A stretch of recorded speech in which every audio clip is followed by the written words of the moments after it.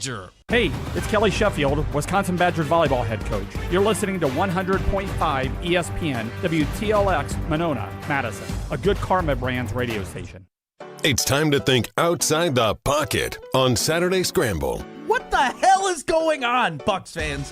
Why do we feel like that this is the moment that we can celebrate? This feels like the highlight of the season. What? On 100.5 ESPN and the ESPN Madison YouTube channel. You fired up. I'm never emotional. I'm very even-keeled.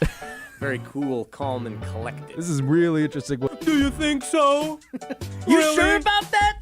Really? You sure about that? Alongside Riley Jauch, here's Pablo Iglesias. Wow, what a Saturday we've got lined up for you. It's Pablo Iglesias, Riley Jauch. We are still buzzing off the energy. And if we want to match the energy that I'm sure Mark Tauscher will have on Wilde and Tausch on Monday from 9 to noon here on 100.5 ESPN Madison and across all of ESPN Wisconsin, fresh off the Wisconsin Badgers, their third top 10 win this season. And to quote Tom Izzo, an old-fashioned ass whooping. The Wisconsin Badgers, baby.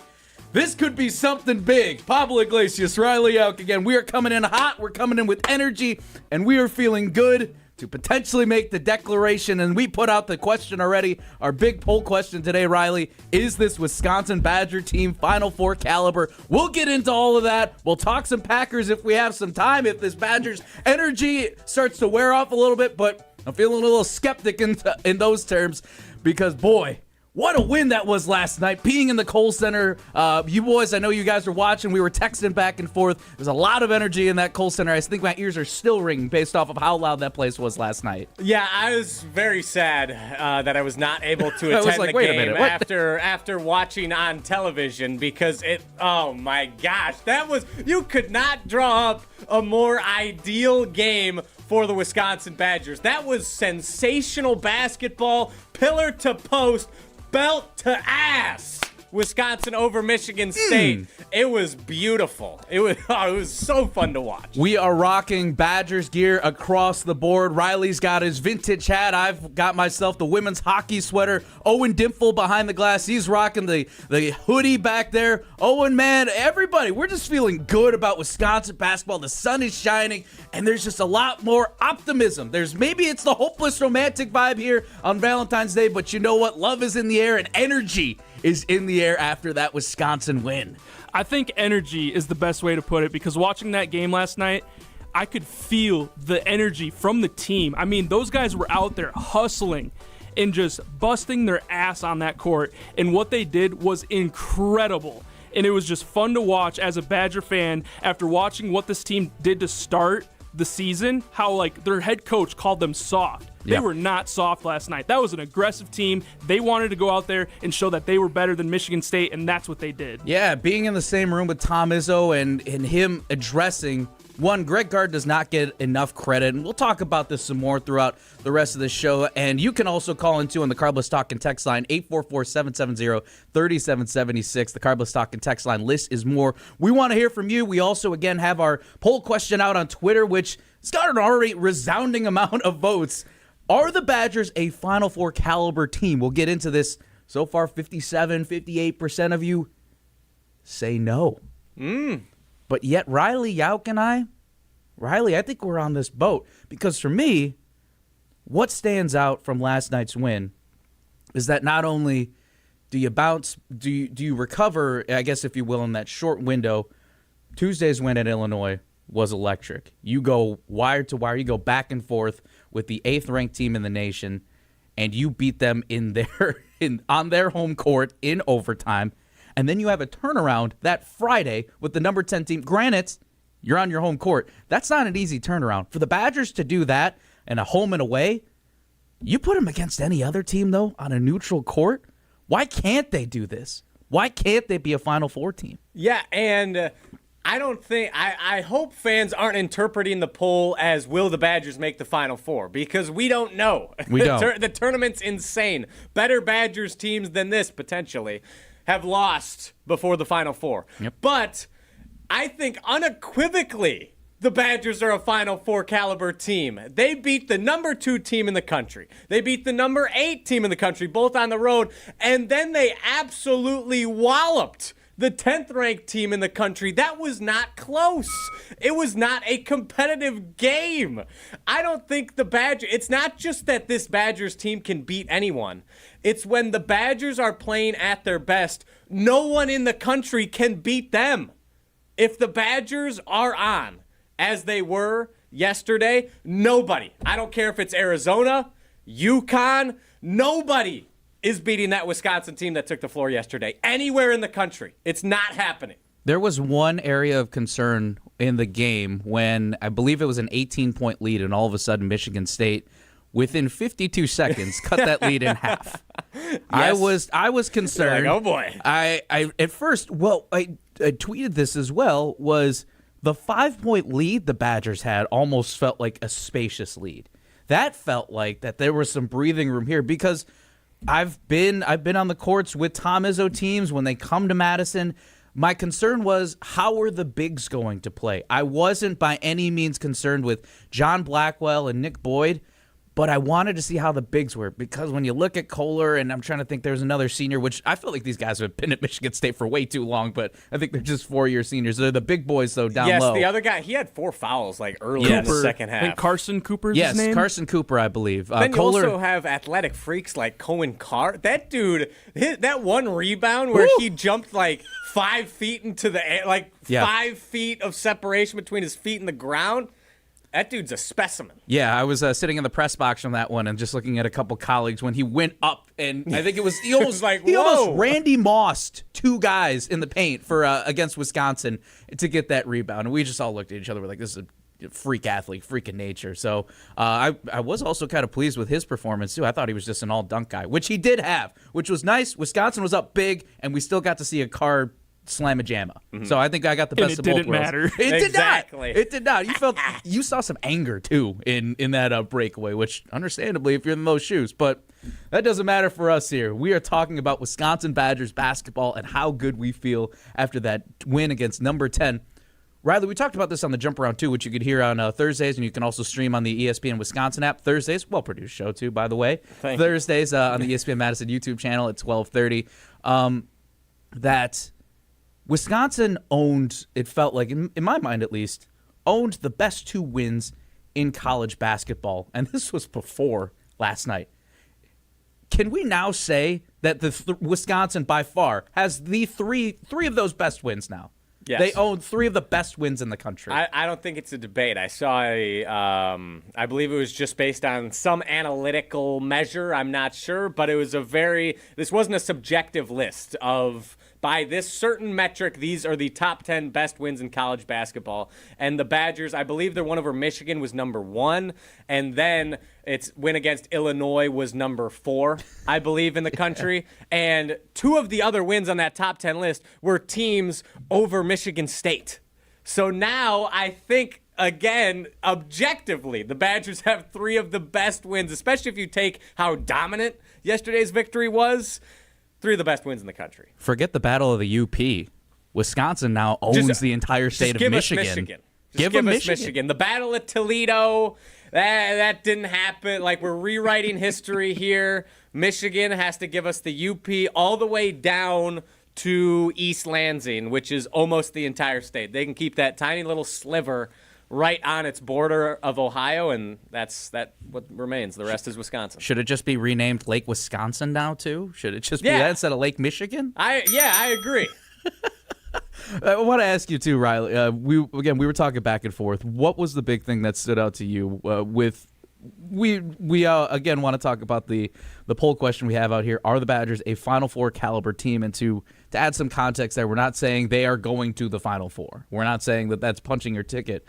But with how wild college basketball is as a whole, how can you say that the Badgers are not capable of being in this Final Four? What are some things real quick that I want to pick your brain, Riley? Convince the 54% of people that still are on the no train. Mm-hmm. Why should they jump onto the yes side? All right, I got 3 reasons on why the Badgers are a Final Four caliber team. And I'm taking a look at the areas in which the Badgers have struggled this year. What have been their biggest issues? 1, slow starts. The Badgers showed yesterday against a very good team, they can come out blazing and bury a team within the first 10 minutes. Number 1. Number 2, lack of resilience. As you said, Pablo, Greg Gard said this team was soft. The Badgers, they built a big lead, and then they never gave it up. They didn't even look in danger of choking away the lead. They had the 50-second run where they hit 3 threes in a row and cut the 18-point lead to 9 at one point. And you're like, oh boy, Michigan State's got some momentum. Are they going to wilt? No. They stood resolute and just pounded away. They never let Michigan State have any thought of coming back, didn't give them room to breathe. So clearly that has been resolved. And finally, number 3, there's lack of size. It's felt like, is Nolan Winter a true 5? Austin Rapp, he's not the biggest guy in the world. Can they be physical down low and collect the rebounds? We heard all week, Michigan State, what do they do well? They rebound, especially on the offensive side of the ball. They are a tough, physical team. They get boards and they make you pay with second chance points. The Badgers were not out-rebounded. They were even across the board in rebound, and I think Michigan State had 1 more offensive rebound. But take a look at points in the paint. Michigan State had these 2 world-class big guys, and Nolan Winter and AB ate their lunch. But Wisconsin had 26 points in the paint to Michigan State's 15.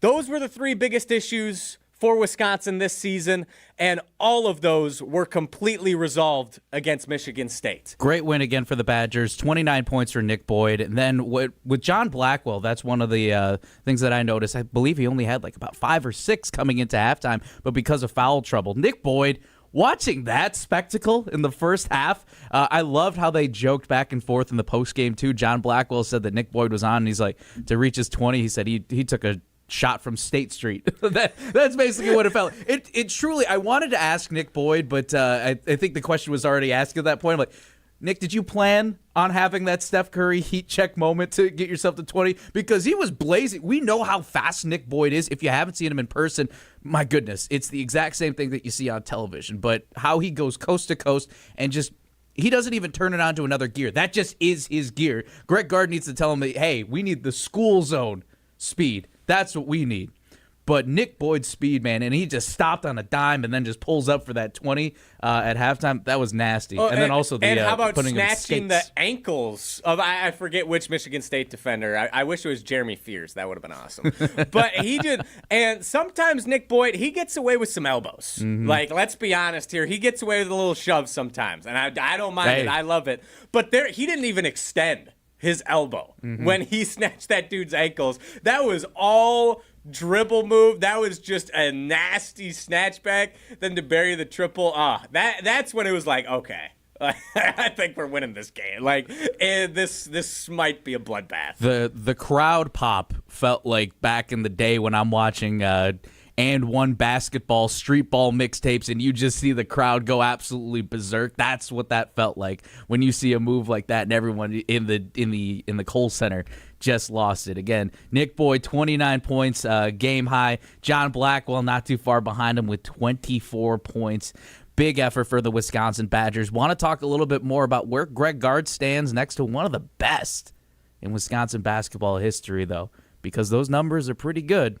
And now maybe, just maybe, he could be tapping into Final Four territory if he's lucky. Pablo Iglesias, Riley Jauch, this is the Saturday Scramble. Wisconsin basketball talk continues next. Stay tuned. Saturday Scramble continues after this on 100.5 ESPN and the ESPN Madison YouTube channel. After a serious crash with a semi-truck, everything can change instantly. Your future, your family's future, your quality of life. That's why knowledge and results matter in big truck cases. And not all law firms have the know-how or the resources to handle these complicated cases. At Gruberg Law Offices, we have the experience it takes to make sure you're protected. And there's never a fee until we win your case. Gruberg Law Offices. One call, that's all. They say punters are people too. especially on KBN. Brian Gutekunst is going to have his best offseason of his entire career. I've been thinking about roster development lately and what Goody has in store for him. And I don't see any way this team can become a title contender unless Goody has the best offseason of his whole career. Kyle, Brust, and Nortman. Presented by Bud Light, the official beer of the NFL. Weekdays from 2 till 4 on 100.5 ESPN and the ESPN Wisconsin app.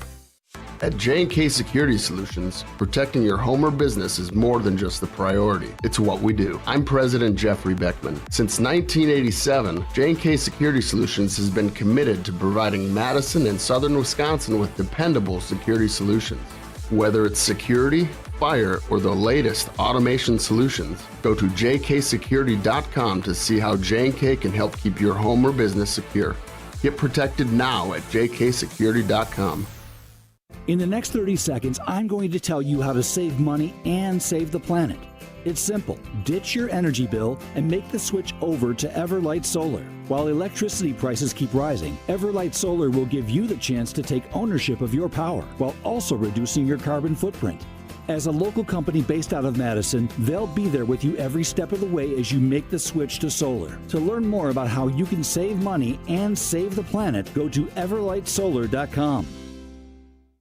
Since 1956, Holman Lindsay Paints has been making paint in Wisconsin for Wisconsin. Because of their commitment to making great paint for Wisconsinites, Holman Lindsay has grown over the years to 26 locations in this great state. Headquarters in Sun Prairie with a state-of-the-art facility, Holman Lindsay has the paint you need to make your job better. From do-it-yourself to professional, Holman Lindsay has paint for everyone. Visit one of their local locations today in Madison, Sun Prairie, Middleton, and Janesville.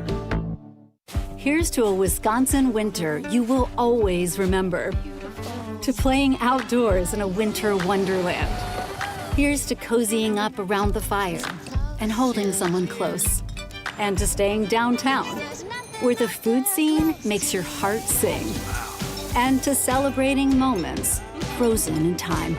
Here's to those who Wisconsin. Plan your winter getaway at travelwisconsin.com. Sponsored by Travel Wisconsin. It is the 25th anniversary of Bowlin' for Colons on Sunday, March 1st. Help us strike out colon cancer at UW Carbone Cancer Center. Come roll with us and form a team of 4 to 5. Choose from 9 bowling centers in the Madison area. Enjoy 3 games of bowling, shoe rental, and a cool anniversary t-shirt. Spare us your excuses. Hurry up. Lanes are filling quickly. Google Bowlin' for Colons 2026 to register your team now. Let's strike out cancer with Bowlin' for Colon 2026. I worried that I couldn't work a full-time job and still have time for college. But I'm so glad I didn't let that stop me. At Madison College, I found my stride. My classes are flexible and hands-on, and I walk on campus feeling inspired. My advice to others? Make your dreams a reality. There's more to your story at Madison College. Visit madisoncollege.edu to get started. You're listening to Saturday Scramble on 100.5 ESPN and the ESPN Madison YouTube channel.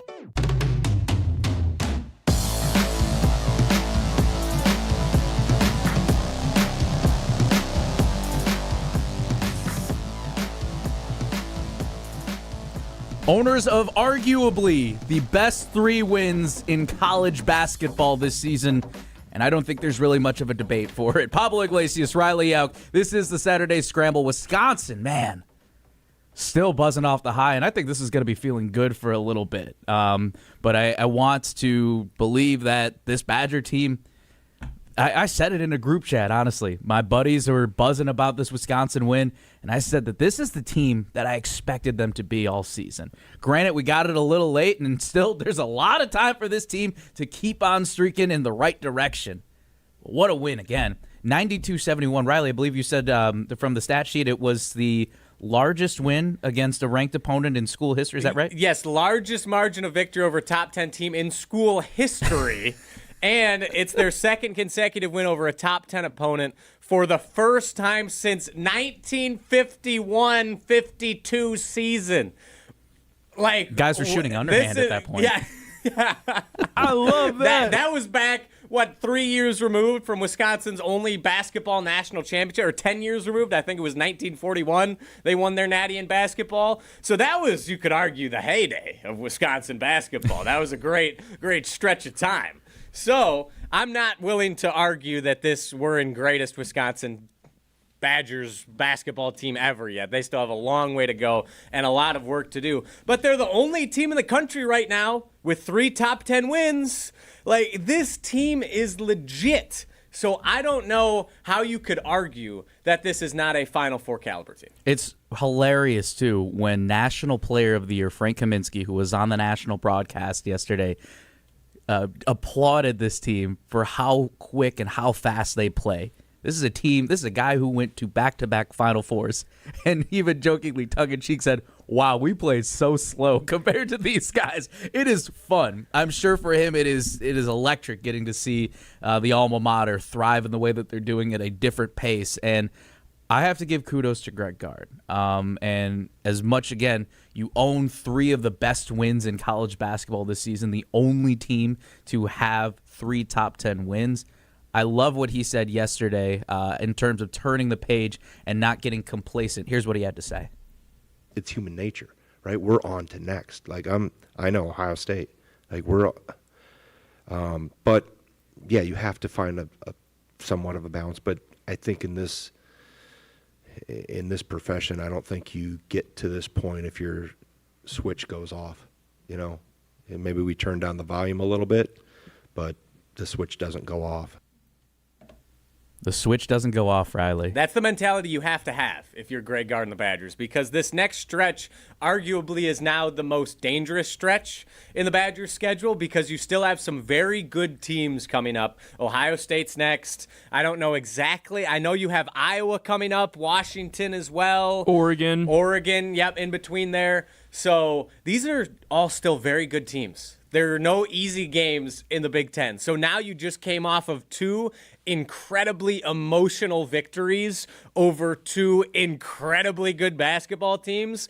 And I was incredibly impressed with how the Badgers responded after their win over Illinois. I thought this Michigan State game, even though they were top 10, you're coming home, you just had a what could have been a draining victory at Illinois that they clearly celebrated very hard. This Michigan State game was an opportunity for a letdown, and they did the exact opposite. They came out and throttled the Spartans. So now you have 2 big wins. You have a court storm at the Kohl Center. It was awesome watching the players kind of dance and party with the students on the middle of the floor. That was amazing. Now you have Ohio State, a very clear step down in competition, but still scrapping. So how do they respond? And I think they will respond very well, but now it's dangerous. This is a dangerous stretch. You want to ensure that not only do you remain a tournament team, which I think now they'd have to essentially lose out to not make the NCAA tournament, but now there's a very clear path to getting off that 7-8 or that 8-9 seed line. You could probably work your way up to a 4 or 5 seed at this point now with all these victories. So now keep the pedal to the metal, continue to beat all the teams that you should beat, and keep furthering your seed. It's funny that you say that. Improving your seed, I should say. ESPN, the men's bubble watch, was just posted this morning. It was just updated, I believe, just about within the half hour. So the Big Ten has 5 locks for the NCAA tournament. Wisconsin is not a lock just yet, but they are in the should be in category. So yes. I think that's fair. I think that is fair because it does feel like I'm in the camp of now, especially with this win, how do you exclude a team like the Wisconsin Badgers? Yeah, the only team in the country with 3 top 10 wins. Yes. It's not going to happen. The Badgers just need to tack on a couple more wins, which they obviously will do, barring the most monumental collapse we've ever seen. And I believe that the blurb on Wisconsin says that they have a 96% chance to make the NCAA tournament. It's going to happen. Yeah. So now let's improve. So to break it down a little bit, the remaining schedule gets a little bit better. Here's from the article on ESPN.com, which you can read. It gets a little bit better after one more Quadrant 1A opponent with Ohio State next week, and that becomes, plus their recent resume boosting W's, has made them, as you said, Riley, a 79% to a 96. So again, you control your own destiny here, but I feel confident. I feel like not only can this team make it into the tournament, but beyond, going into the Final Four side, which again, you could vote on our ESPN Madison poll on Twitter, and also talking to the Carbos Talk and text line 844-770-3776. Are these Wisconsin Badgers a Final Four caliber team? And I believe so. Because again, they can match up with anybody on a neutral court. And when I look at the next 6 games to close out the season, it's not necessarily about the quality of the opponent. A lot of them, you would think the Badgers are the better team. It's more so that 4 of the final 6 games are on the road. And that's hard to win in the Big Ten, is road games. Michigan State just showed that last night coming to the Kohl Center. Yeah, and Pablo, you said that the Badgers can match up with anyone on a neutral court. They can match up with anyone on their home floor. That's fair enough. Their 2 better wins were on the road. So this Badgers team is not a fluke, very clearly. And for all of those who are still doubters, I have one more stat for you. If you want to say, oh, well, Wisconsin last night, they blew them out, but they were just shooting the lights out. They were way above board there. In the tournament, you're not going to shoot like that all the time. They were just red hot. So from 3-point percentage, the Badgers shot 43%, which is above their season average last night. They were 15 of 35. Their average for the season is 35%. So what if you shoot the ball from 3, 35 times, what's 35%? That'd be 12. So take away 9 points. The Badgers still beat the number 10 ranked team in the country by 13 points. Or by 12 points, pardon me. This team is so good at their best. They can beat anyone in the country at any point when they are firing on all cylinders. Yeah, when they're firing on all cylinders, the Badgers have now reached 10 conference wins for the 22nd time in the last 25 years, more than any Big Ten team. And I want to open this up a little bit more towards everybody wants immediate results right away. Everybody wants to make it to the second week, which I understand. The drought, yes, the drought needs to end at some point, and you feel like that is this the team? Is this the team to finally do it? I know we're talking Final Four caliber, but we could also take a little bit of baby steps here too. Is Greg Gard able to lead this team into the second weekend? And I want us to take a minute to think about that a little bit because, again, I have some stats with Greg Gard and where he stands against his successor, but where does Greg Gard stand? How can he help get this team? Because I feel really confident, again, in how Greg Gard, over the years, granted he hasn't made it to the second weekend, and that's been his big knock, but I think he's done a lot of things right that have helped this team get to the level that they're at, and hopefully now they're able to get over that hump finally. Yes. I think there's a few reasons, and again, also from the numbers of where that win stands, I think it's pretty impressive to take a look at where he compares to his successor. Words are hard to get out right now this morning. Yeah, that's okay. It was emotional last night. You were at the Kohl Center. There's a lot going on. Late night for sure. I can imagine. Pablo Iglesias, Riley Jauch. We're talking a little bit more about where Greg Gard stands and why you should, if you're on the fire Greg Gard camp for any time soon, he might be signing a lifetime contract if he keeps this run up this season. I love the graphic where it's there's fire Gard, like exclamation point, then there's fire, comma, Gard. Fire. That was fire. And or the tough night for the Fire Guard crowd. Yes. There have been a lot of tough nights for the Fire Guard crowd this season, if you're somehow still on that train. But I will say, as we go to break here, Greg Gard needs to turn this regular season success into tournament success. I agree with that. Real G's moving silence like lasagna, and the silent assassin is lurking around the corner with March coming up soon. Pablo Iglesias, Riley Jauch. We'll continue our Wisconsin Badgers talk here on the other side. This is the Saturday Scramble on 100.5 ESPN. Stay tuned. Saturday Scramble continues after this on 100.5 ESPN and the ESPN Madison YouTube channel. All day, every day, the Carbless Talk and Text line is open for you. 844-770-3776. The Carbless Talk and Text line. This is more.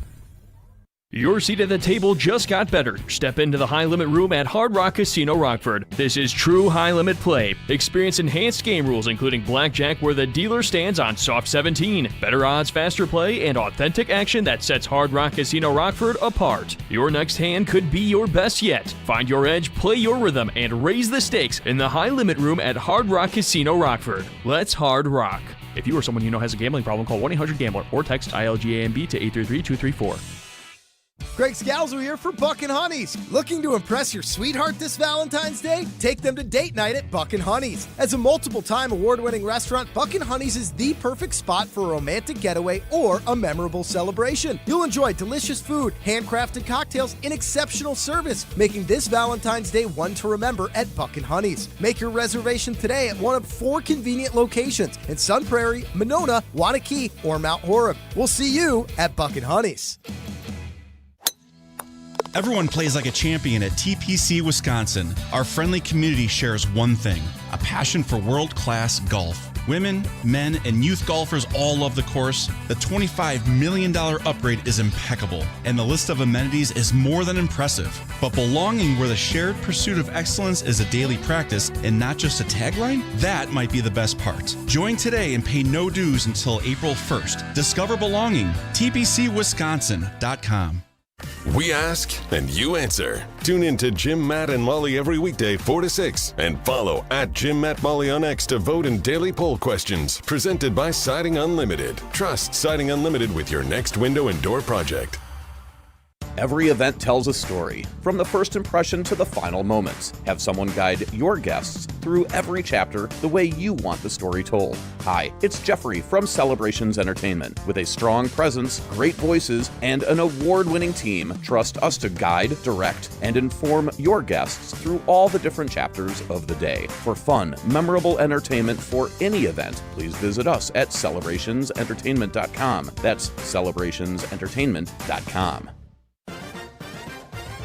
The Bucky Badger Student Mascot Fund was created to support the amazing student athletes who bring the best mascot in the world to life. Hey, my name is Stacy Bruner. I was Bucky Badger from 2010 to 2014. My most memorable sports moment was running out the flag at the 2013 Rose Bowl versus Stanford. Your donation will help fund new scholarships to ensure that the rich tradition of Bucky lives on. Learn more at supportbucky.org. That's supportbucky.org. From the opening kickoff to the 5th quarter, through the cold, the rain, and the grind of Saturdays in Camp Randall, Badgers don't quit. It's the roar on 3rd down, the jump around that shakes the stadium, the traditions you bring to life every game day. Badgers are in it together, and the 2026 season starts with you. Wisconsin football season tickets are on sale now. Lock in your seats for every home game at uwbadgers.com or call 1-800-GO-BADGERS. Be a part of what it means to be a Badger. At J&K Security Solutions, protecting your home or business is more than just the priority. It's what we do. I'm President Jeffrey Beckman. Since 1987, J&K Security Solutions has been committed to providing Madison and Southern Wisconsin with dependable security solutions. Whether it's security, fire, or the latest automation solutions, go to jksecurity.com to see how J&K can help keep your home or business secure. Get protected now at jksecurity.com. You're listening to Saturday Scramble on 100.5 ESPN and the ESPN Madison YouTube channel.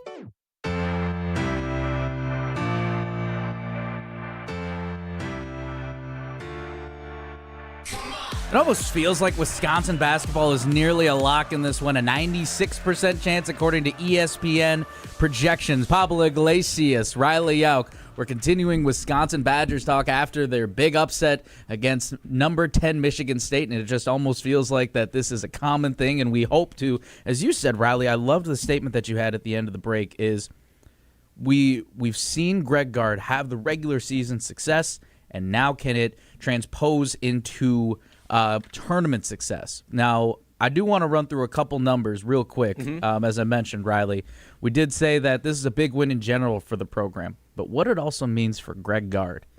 Greg Gard now ties Bo Ryan for the most top 10 wins, or I believe ranked wins. I'll double check on this one, but either way, top 10 wins ranked wins as a Wisconsin head coach. 18. Is that regular season? Does that include the tournament? That includes the tournament because within the last 2 years, this one for sure, Wisconsin owns six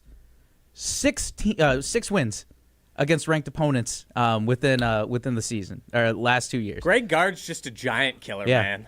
Michigan State twice too, because I don't if you guys remember the Big Ten tournament. That's where again you play a team like this on a neutral site, anything's possible. And Michigan State fans were chirping back and forth. Oh, such and such got hacked here by John Tonje. No, that was a heads up play. That was a heads up play at half court to swat the ball away. Yeah, Michigan State fans that were complaining. I think the Michigan State fans took their loss last night pretty well. There wasn't really much they could stand on. But that what was it? The semifinals last year in the Big Ten tournament when they were calling that a swat on Tonje. Like that was all ball. No, everyone could see it. It's besides the point. Greg Gard now again collecting here it is, 18 wins over AP top 10 opponents, going 18-26. So 18-26. It's like, well, he's got 26 losses, but 18 wins against top 10 opponents. That's a 40%, 41% winning percentage. And depending on how well Purdue finishes their final 4 or 5 games, the Badgers end the season, I believe it's at Purdue. It is. And they've had some recent success at Mackey Arena. Mm-hmm. They have. Those have been some great. They've exercised those demons, and there's a chance to add another one. The nice thing about those games is that it's usually been the Johnny Davis or the John Tonje game, and it's only been a 30-40 piece where you could get Nick Boyd and John Blackwell, for instance, going off. That's a 1-2 punch that's dangerous. It could be one of the best 1-2 punches in the country. Guards also 18 wins are tied for the 3rd highest mark in the Big Ten and the 10th highest total in the nation in his tenure. I would assume. Do you know who's above him in the Big Ten? I would assume Izzo. I don't have the list in front of me, but based off of where he is, again, he's tied with Bo Ryan, 18 wins, and then it drops pretty significantly where Bud Foster only had 7 and Dick Bennett had 5. So looking at that, and then there's another stat too that just wowed me, is that Wisconsin as a whole has now won back-to-back games over top 10 teams for the first time. Get this, guys. Since the 2015 tournament, when Wisconsin knocked off number 5 Arizona and undefeated at the time Kentucky. There will be no perfect season on Wisconsin. So time to move on to the next category. Next segment. Next segment for block. those familiar with the jump around with myself and Jim Rutledge on Thursdays. But yeah, it feels like you get those chills and you want to jump around and think about that because again, Riley, it's Wisconsin is not made, or I guess you can't say that they are a true lock, but it feels pretty close to being a lock for the tournament. And I believe we got a question too on the ESPN Madison YouTube channel. Like, what is the best region? Yeah, from Slicestrup. Correct me if that's not how to pronounce your username. But he asked, is there a region that will benefit us? And his guess would be the Midwest or the West. Personally, I think the Midwest because Wisconsin, I believe they're a Final Four caliber team. If they get to the Final Four, or I believe even the regionals, if they get to the second weekend, that's in Chicago. That is nice. That's in Chicago. And Badgers fans will travel very, very well. And, oh, man, the United Center would sound like Kohl Center South. It would be phenomenal. And now, looking at who's projected in the Midwest region, the 1 seed's Michigan. You've proven you can beat Michigan. Not scared of the 1 seed. Let's look at the 2 seed. You have Iowa State. Would love to exact some revenge from a few years ago. And they just lost to TCU this week. Yeah, join the club. So have the Badgers. So we both lost to TCU. They're flawed. That doesn't seem like the strongest region. Alabama, Tennessee, Michigan State is currently listed as the 3 seed. They're going to fall off that line after last night's performance. But no one in the Midwest region scares me. And you get a chance to play in Chicago, which would give the Badgers a marked home court advantage. I err on the side of caution because this is the same path that they had the Johnny Davis season.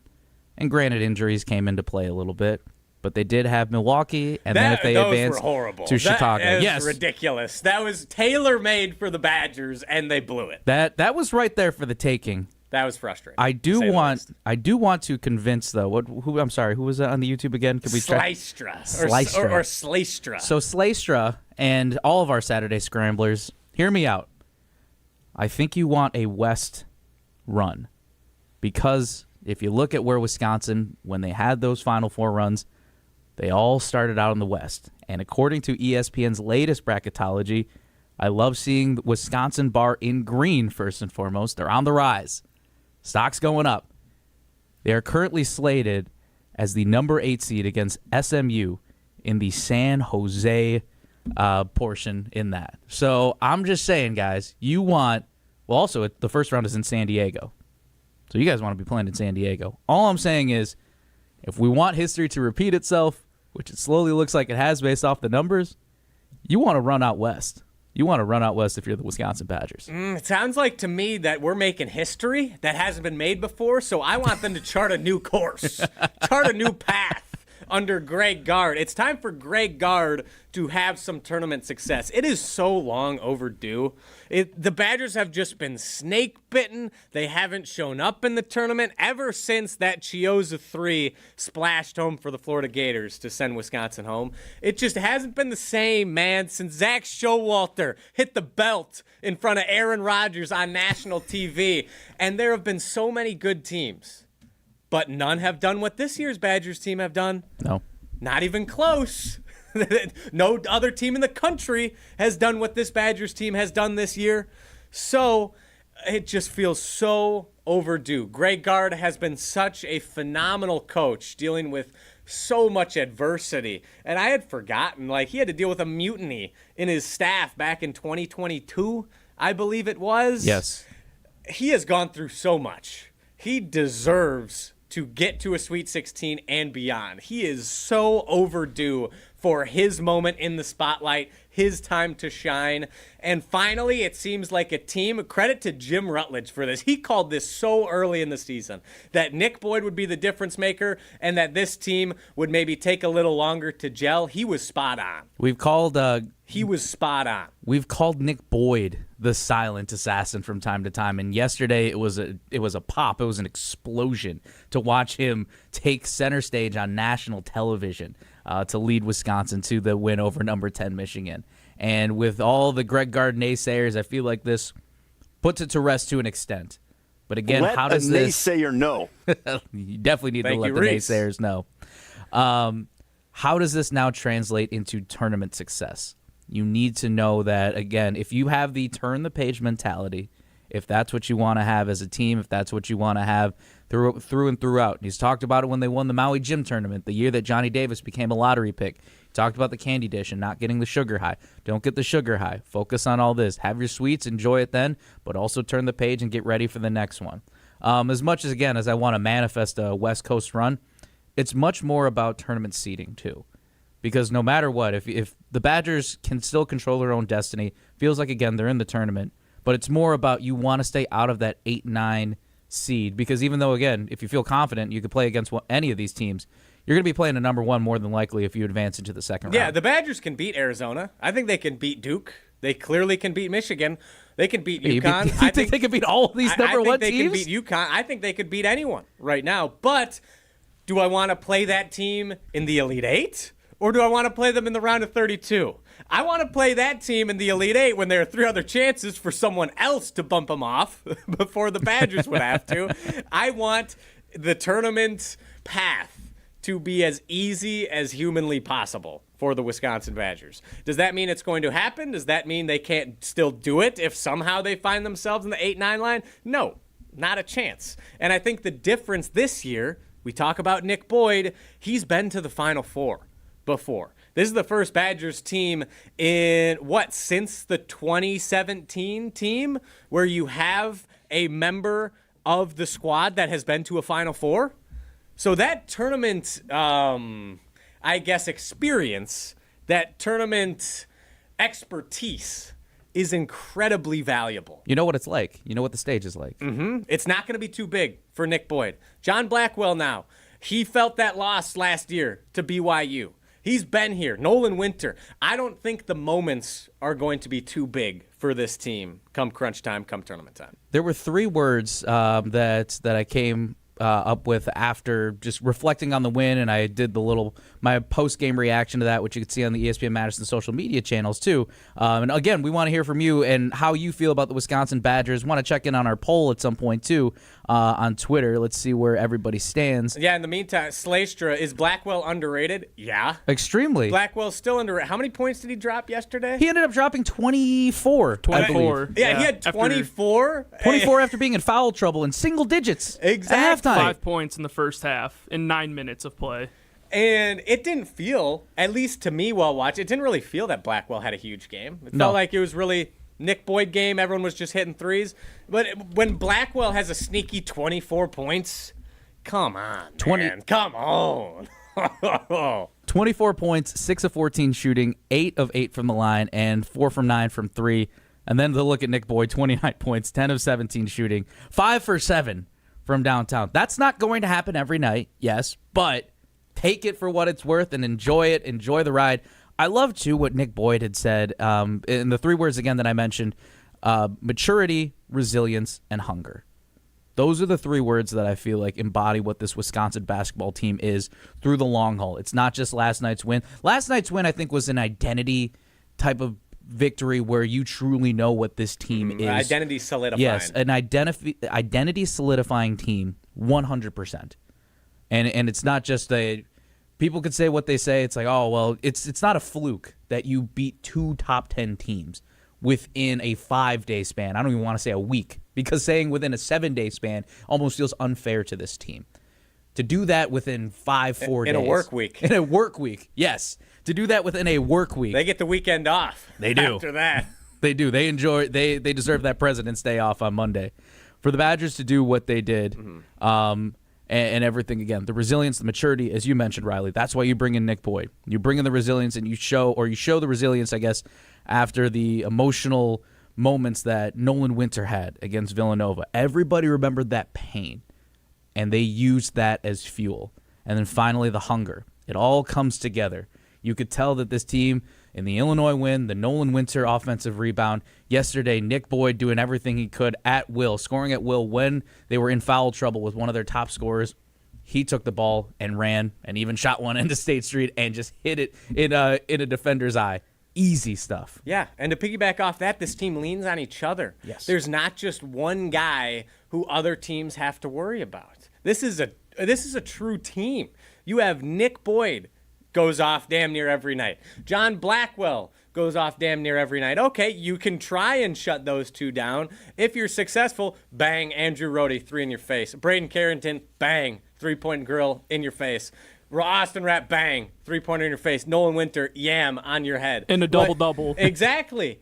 Like, this is a team. And I think the most balanced and the most deep team that Greg Gard has had since probably the 2016-2017 squads.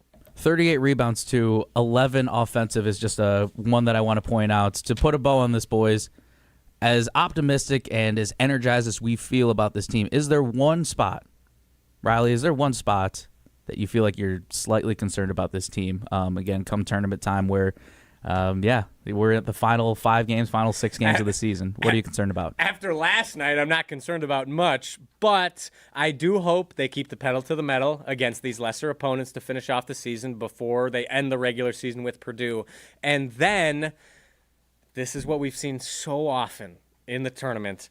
They go cold, their stars struggle, and then the team collapses. And they lose to a team they probably shouldn't lose to. They kind of ran into a buzzsaw with BYU last year, but then BYU got smoked by Alabama. So that was a team I feel like they still should have beat.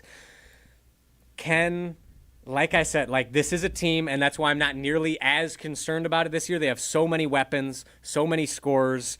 They seem to have started to fix all of their holes, all of their issues that plagued them early in the season. So I'm not nearly as worried.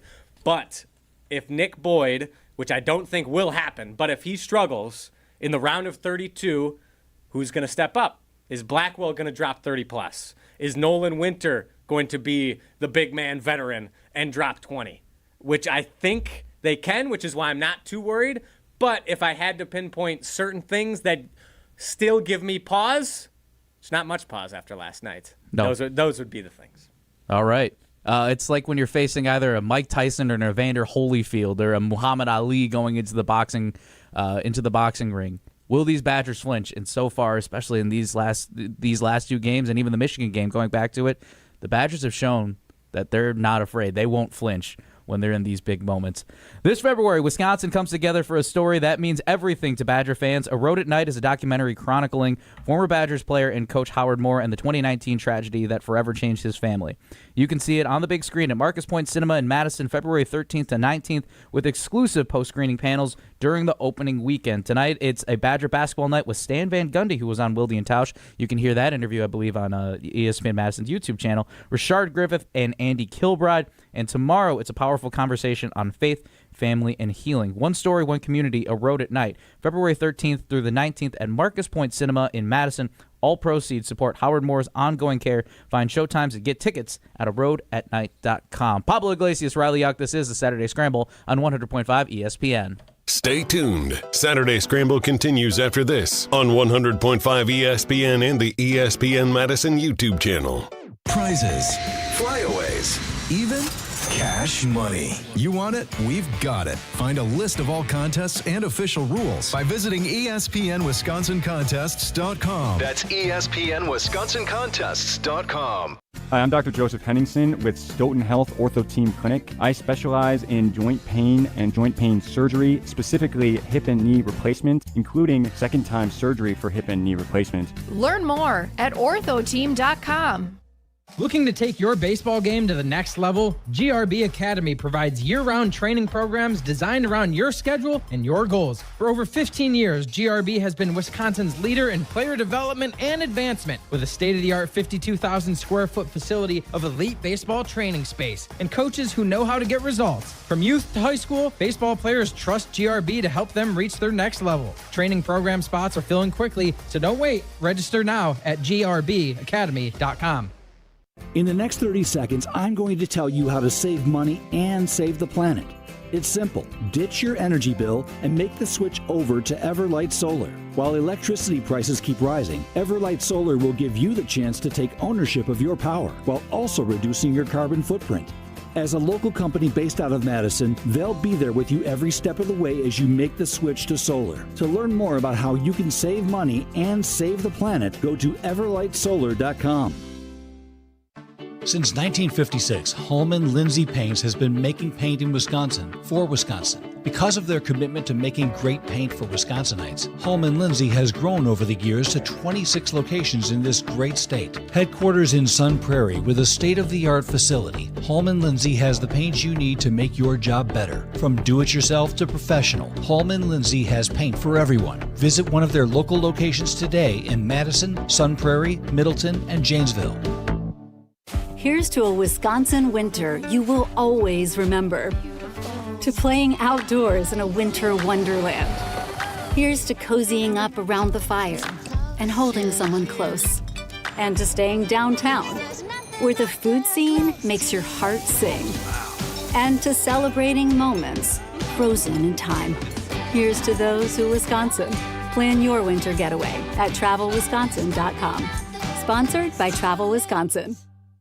It is the 25th anniversary of Bowlin' for Colons on Sunday, March 1st. Help us strike out colon cancer at UW Carbone Cancer Center. Come roll with us and form a team of 4 to 5. Choose from 9 bowling centers in the Madison area. Enjoy 3 games of bowling, shoe rental, and a cool anniversary t-shirt. Spare us your excuses. Hurry up. Lanes are filling quickly. Google Bowlin' for Colons 2026 to register your team now. Let's strike out cancer with Bowlin' for Colon 2026. I worried that I couldn't work a full-time job and still have time for college. But I'm so glad I didn't let that stop me. At Madison College, I found my stride. My classes are flexible and hands-on, and I walk on campus feeling inspired. My advice to others? Make your dreams a reality. There's more to your story at Madison College.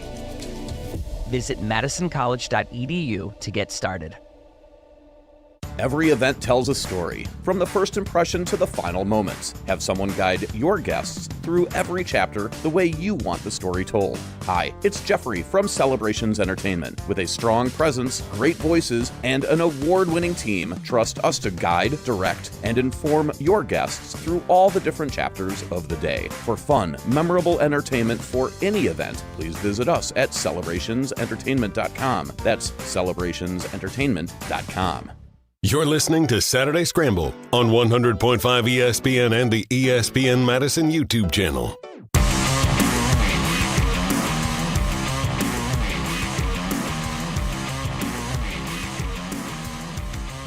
The buzz is real around the Wisconsin Badgers. Love is in the air. It is Valentine's Day. That it is. Yes, happy Valentine's Day, guys. Thank you. Hope you got some nice plans, whatever it is, whether it's with a significant other, whether it's with yourself. You deserve self-love, too. And that's what we want to talk about, or that's what we want to share here with you Saturday Scramblers. Pablo Iglesias, Riley Jauch. This is the Saturday Scramble here on 100.5 ESPN Madison, the ESPN Madison YouTube channel, and the ESPN Wisconsin app. So we've got a lot to dive into. We talked about some Wisconsin Badgers. We want to talk about some Brewers and Packers into hour 2. Closing out the first hour, though, Owen has a special holiday edition for us. So, Owen, what you got cooking up for us on this special V-Day? On this special Valentine's Day, we're going to play a little game called Love or Leave. Ooh. Okay. Wisconsin Sports Edition. Colston Loveland or leave? No. Jordan Love or leave. Jordan Love or leave. Thank you. Yes, yes. I tried. Do we have any romantic music? I was just going to cue it up. I gotta set the mood, Riley. Okay. So, Royalty-free. Set the royalty-free mood, please. Oh, wow. Oh, yeah.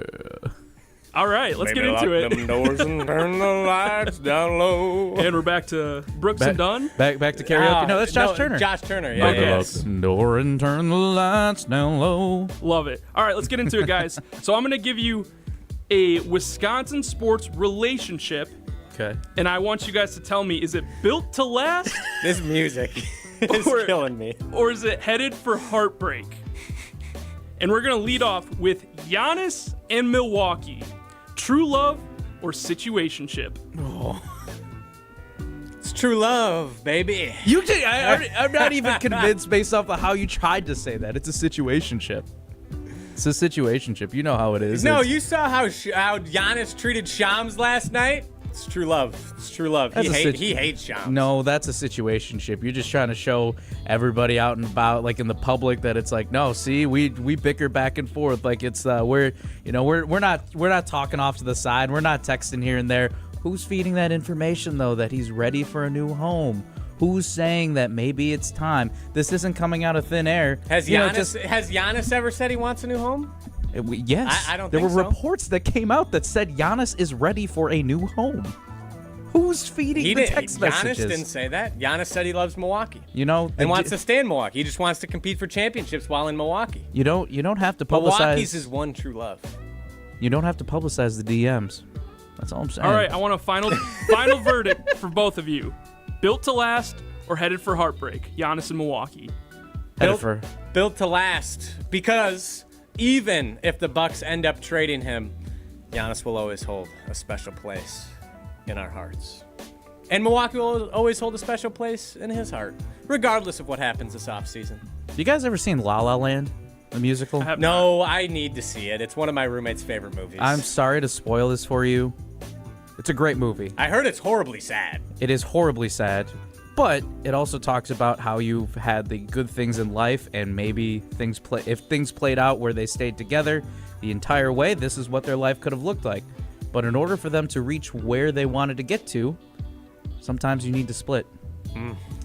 So unfortunately, even the best things come to an end. All right, moving on to number 2. Jordan Love and Packers fans still in the honeymoon phase. Yes. Yes, and there's nothing wrong with that. Jordan Love was the 4th highest rated QB according to Pro Football Focus last year. Why wouldn't we be in the honeymoon phase still? Erase the 4 touchdowns against the Bears in the playoffs last year? Against the Bears last year? What? Yeah, this past season he threw 4 touchdowns. Oh, now we got to switch up here.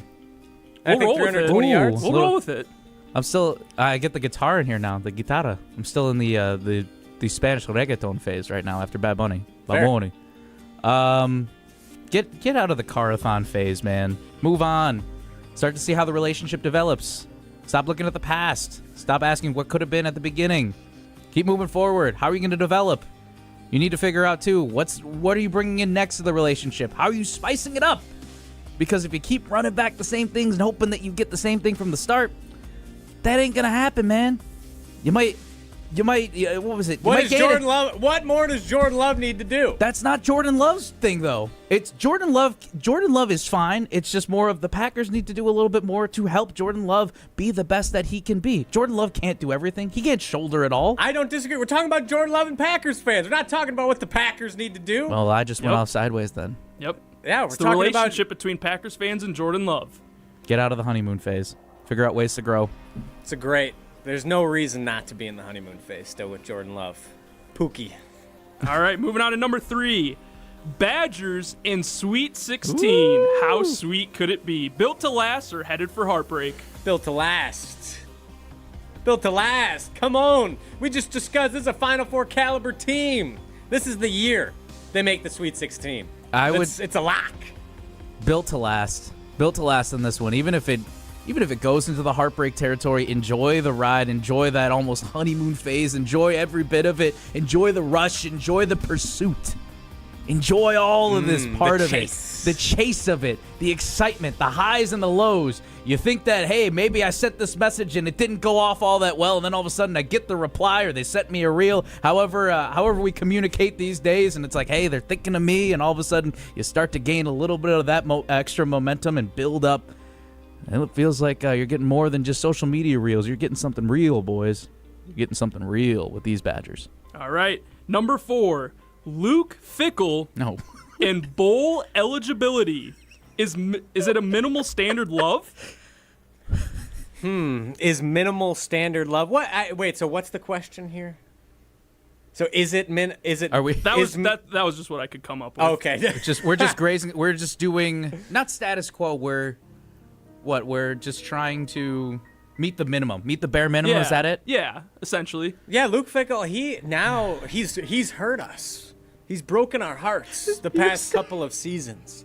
So now it's time for him to go above and beyond for us Badgers fans. We don't just want a bowl again, although we do greatly desire bowl eligibility. We want at least 8 wins. And I think that is more than fair to ask of him in his 4th year in this relationship. I was a theater kid. This felt like a soap opera. And Riley, the way that he delivered this with the dramatics, the pauses, the playing with silence, you felt it there. I did. I'm very passionate about my Wisconsin Badgers. Yes, you are. You always are, especially after a day that the Badgers pull off a big victory. Do more. That's it. 2 words. Do more. And if that's all that you're expecting, and it's like, all right, it's just bowl eligibility, and we'll call it a win at the end of the day, that's not going to be a stable relationship. It's not. It's not. You're going to get hurt. You're going to get hurt at some point. Mm-hmm. It's like, oh, well, I think they've changed. I think they're better now. I think they learned from their mistakes, right? But then they do the same thing 2 weeks later. It takes 3 weeks to build a habit. They don't even make it to that 3-week mark. They're the same old person. So I just say do more. In the wise words of J. Cole, fool me once, shame on me. Fool me twice, can't put the blame on you. Fool me 3 times, load the chopper, let it rain on you. Luke Fickell, you cannot fool us 3 times. Yeah.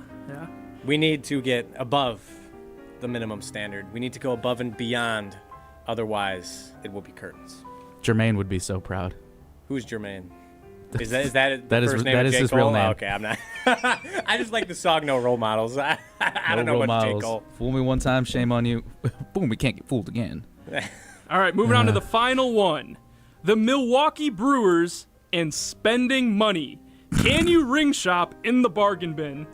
The Brewers can. Clearly, they have shown us they can find the diamonds in the rough.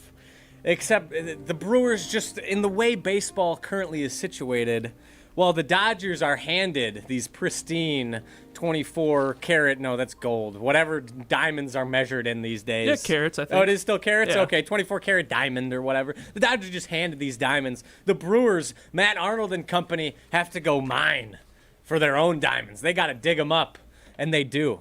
And they do their very best. So even though they are hamstrung by a cheap owner and the limitations of the current structure of Major League Baseball, they still are able to produce beautiful works of art. Pressure creates the best diamonds. That's it. That's it. Pablo Iglesias, Riley Jauch. This has been, what a segment this was. That was something. Love or That was leave. something. I loved the music I don't know if beds. that was A or F radio, but I think it was one of two. It was pretty close. Hey, That this was fun. A. We're always striving for A here, and we hope you're enjoying yourself here, Saturday Scramblers. Pablo Iglesias, Riley Jauch. We'll continue the second hour of the show. A little bit more some Packers, Brewers talk, maybe some riled up. We'll see what we got our Olympic check-in right now. We also see what Finland's up 6-0 in the second period in men's hockey. Italy sucks at hockey. Yes, back to back. Italy's Shout out terrible. Team USA. Monday morning, right? 9:30, I believe, is the semifinals for the women's team. Yep. For the women's team. So a lot of Badgers on that team. Second hour continues here, the Saturday Scramble. Pablo Iglesias, Riley Jauch. This is the Saturday Scramble on the 100.5 ESPN. Attention Las Vegas lovers, Mini Hoops Mania presented by Bud Light is back in the Madison area. Mini Hoops Mania is going to take place at bars in the Madison area. You will get 30 seconds to score as many points as you can, and the top two of each location will be invited back for the finals at Chasers 2.0. Then, the winner of the finals will receive a trip for two to Las Vegas for a chance to compete for $10,000. That's Mini Hoops Mania happening right here in Madison for your chance to go to Viva Las Vegas. The Bucky Badger Student Mascot Fund was created to support the amazing student athletes who bring the best mascot in the world to life. Hey, my name is Stacy Bruner. I was Bucky Badger from 2010 to 2014. My most memorable sports moment was running out the flag at the 2013 Rose Bowl versus Stanford. Your donation will help fund new scholarships to ensure that the rich tradition of Bucky lives on. Learn more at supportbucky.org. That's supportbucky.org. From the opening kickoff to the fifth quarter, through the cold, the rain, and the grind of Saturdays in Camp Randall, Badgers don't quit. It's the roar on third down, the jump around that shakes the stadium, the traditions you bring to life every game day. Badgers are in it together, and the 2026 season starts with you. Wisconsin football season tickets are on sale now. Lock in your seats for every home game at uwbadgers.com or call 1-800-GO-BADGERS. Be a part of what it means to be a Badger. At J&K Security Solutions, protecting your home or business is more than just a priority. It's what we do. I'm President Jeffrey Beckman. Since 1987, J&K Security Solutions has been committed to providing Madison and southern Wisconsin with dependable security solutions.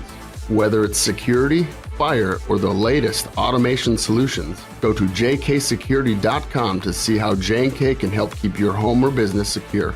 Get protected now at jksecurity.com. This is Wisconsin Volleyball National Champion Devin Robinson. You're listening to 100.5 ESPN, WTLX, Monona, Madison, a Good Karma Brands radio station. It's time to think outside the pocket on Saturday Scramble. So many NBA fans are ridiculous. Oh, I'm a Kevin Durant fan. I'm a LeBron fan. I have a Lakers jersey, a Heat jersey, a Cavs jersey. I just follow the player. That's stupid. Cheer for your team. Cheer for your hometown team. Put some respect to the name. On 100.5 ESPN and the ESPN Madison YouTube channel. When the sun goes down in my side of town. Alongside Riley Jauch, here's Pablo Iglesias. What great voices. Songbirds of a generation, Truly. Some would say. I'm Pablo Iglesias. He is Riley Jauch. This is the Saturday Scramble here on 100.5 ESPN Madison, the ESPN Madison YouTube channel, and the ESPN Wisconsin app. Checking back in on the ESPN Madison Twitter poll that we have here. Are the Badgers a Final Four caliber team? If you missed that, we talked about it all first hour, and we're convinced that this team could be Final Four caliber. 58% of you still say no. So there's a chance that you could jump on the train. Get your tickets now before it's too late. I'm manifesting West Coast run. Riley in general. It doesn't matter where we are. We could be playing in Nantucket. Could be playing wherever. We could be playing at Duke against Duke. And Riley feels pretty convinced that the Badgers could beat them. Yes. I don't know why you wouldn't be convinced that they could beat them after watching them play last night. I don't know how you could not at least acknowledge that they could beat them. Hey, I'm with it here. 844-770-3776, the Carbos Talk and Text line. List is more. We also want to talk some Packers here in hour 2, a little bit of Brewers. We got riled up coming in. The check-in as the Saturday Scramble's national country or official country of the Saturday Scramble, Czechia. We'll get a medal count and see where they are at here in hour 2 of the Saturday Scramble. But again, Valentine's Day too. I know, Riley, that you got a little bit of plans. I do also. I want to go complete sidebar real quick. Riley, I think you owe me like $30, by the way. Why? I don't think I owe you any money. A couple weeks ago, you're welcome. I covered you. I covered you for our, what was it? We were out for one of our teammates. It was their going away party. Holly Yupa, teammate out at ESPN LA now. And I ended up fronting a bill for you, so you're welcome.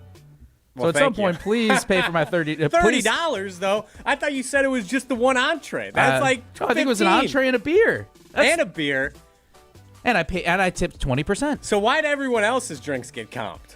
I don't know. I'm just saying. I was a good teammate and covered you. And I appreciate that. Thank you. When you walked out, and I paid for the tab. Thank you. Don't go dining and dashing now. I appreciate that. Thank you.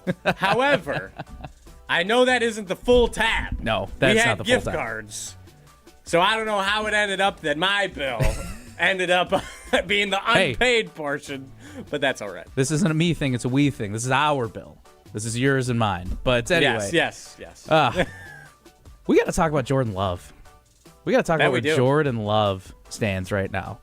And Chris Canty had his top 5 quarterback rankings. Oh, that was a heavy eye roll if you didn't see that on the ESPN Madison YouTube channel. Riley out with the heavy eye roll here. I'm a big fan of this list. Oh, I wonder why. Please enlighten us. Tell us about this list. There was only one quarterback in the NFC North that made it on Chris Canty, which you can hear on Unsportsmanlike on 5 to 9 here on ESPN Madison. Also watch on ESPN2 and ESPNU.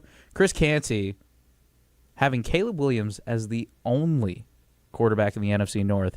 As you can see here on the ESPN Madison YouTube channel as well, pulling up, thank you, Owen, the top 5 A-list quarterbacks that he has from top to bottom at 1 through 5. Matthew Stafford, the MVP, makes sense. Yep. Jaden Daniels, Sam Darnold. Awful. Jalen Hurts, which Stafford. I need some more context on that one. And fine. Caleb Williams. Am I surprised to see Caleb Williams break the top 5? Yes. Am I thrilled? Yes. But also, what is stopping Jordan Love from being on that list? And that's what I want to know, and we talk about this some more. 844-770-3776. The Carbos Talk and Text line list is more. Diving into this a little quickly, and we'll talk a little bit about this some more in the second hour too. But real quick, Riley, what makes you think Jordan Love is a top 5 quarterback? I want to ask you that. Yes, 100%. Let's take a look. Let's entertain the possibility that Caleb Williams could be a top 5 quarterback in the NFC. This is an interesting strategy. I didn't think you would be doing this. Let's take a look. So, Caleb Williams, completion percentage, 58.1%. What is Jordan Love's completion percentage? 66.3%. Fascinating. Only 8.2 points better. Not bad. So, Jordan Love's better there. Let's see. Jordan Love also had less attempts than Caleb Williams, and almost the same amount of completions. He also missed 3 weeks. That's true. He was injured. But let's take a look. Averages. Caleb Williams, 6.9. So he's doing a lot of checkdowns. Jordan Love, 7.7. Let's take a look at interceptions. This one's pretty even. Caleb Williams at 6. Or Caleb Williams at 7. Jordan Love at 6. QB rating. Caleb Williams at 90. Jordan Love at 101. TD percentage, 5.2 for Jordan Love. Caleb Williams, 4.8. Sacks, that doesn't really matter, but Jordan Love took less sacks than Caleb Williams by 3. So and this is Jordan Love missing 3 games in the season as well. And then you take a look at the comparison between those two in their playoff game. It's not close.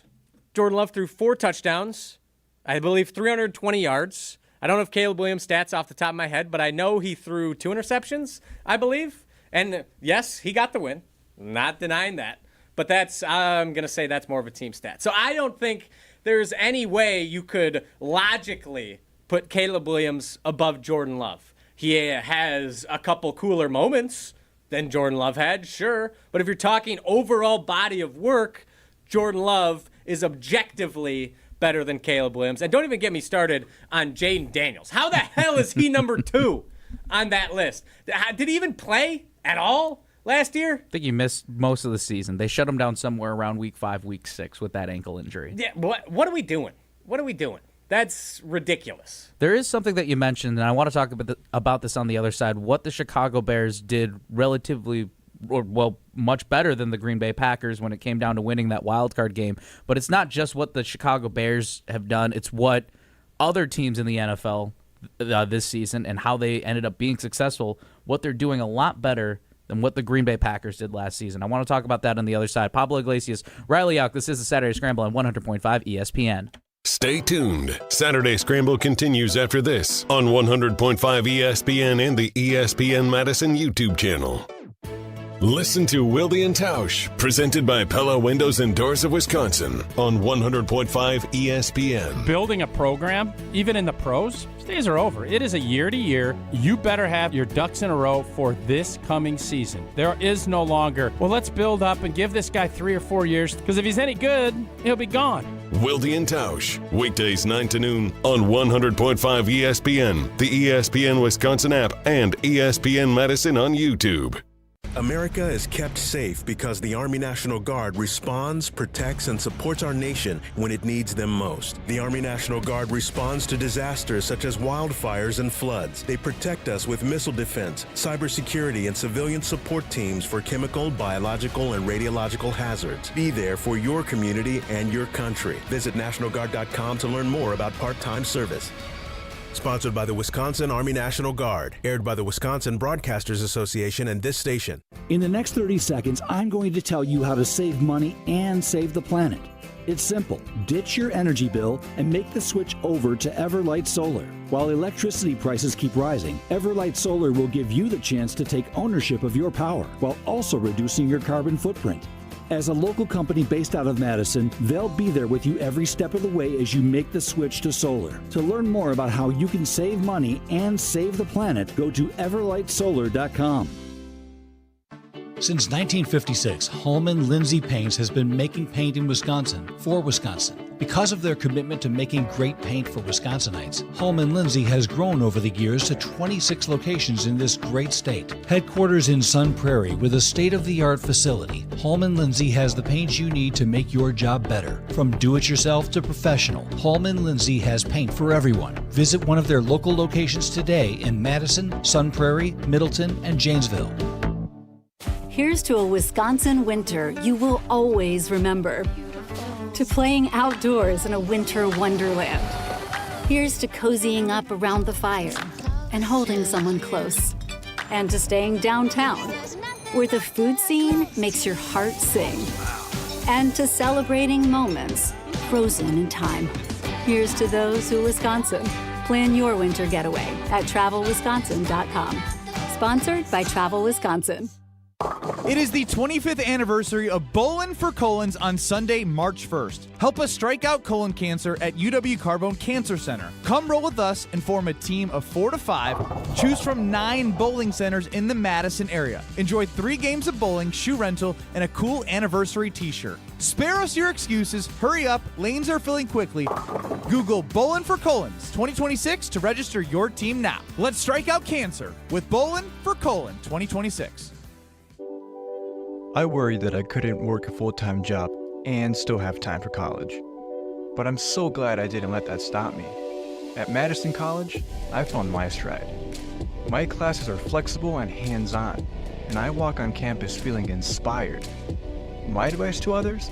Make your dreams a reality. There's more to your story at Madison College. Visit madisoncollege.edu to get started. Every event tells a story, from the first impression to the final moments. Have someone guide your guests through every chapter the way you want the story told. Hi, it's Jeffrey from Celebrations Entertainment. With a strong presence, great voices, and an award-winning team, trust us to guide, direct, and inform your guests through all the different chapters of the day. For fun, memorable entertainment for any event, please visit us at celebrationsentertainment.com. That's celebrationsentertainment.com. You're listening to Saturday Scramble on 100.5 ESPN and the ESPN Madison YouTube channel.